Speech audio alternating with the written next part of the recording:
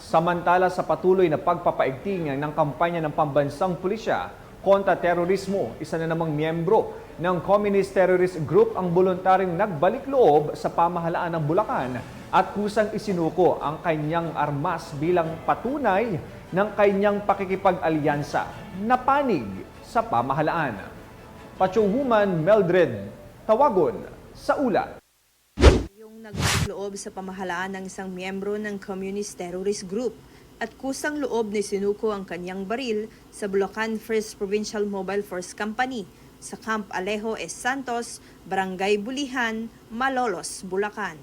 Kinilala ni Police Lieutenant Colonel Rayson Bagain, Force Commander ng nasabing unit, ang sumuko na si alias Katoni, isang 53 anyos, walang asawa at residente ng Pulo Street, Barangay Calero, Malolos, Bulacan.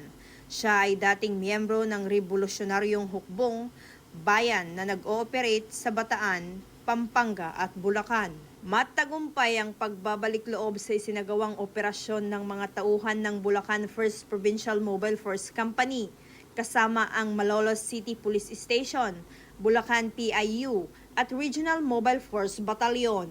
Samantala kasabay ng pagbabalik loob nito ay isinuko din niya ang isang caliber 38 revolver na may serial number na may 3 live ammunition. Kasalukuyang nasa pangangalaga ng mga otoridad ang mga isinukong kagamitan para sa dokumentasyon at tamang disposisyon.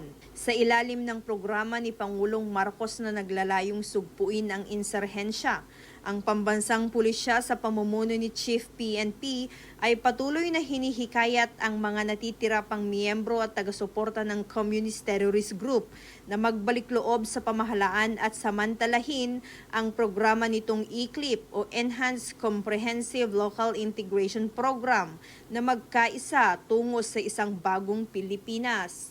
Mula dito sa Bulacan Police Provincial Office, ako ang inyong PNN Correspondent, Patrolwoman Mildred Tawagon, alagad ng batas, tagataguyod ng Balitang Pulis.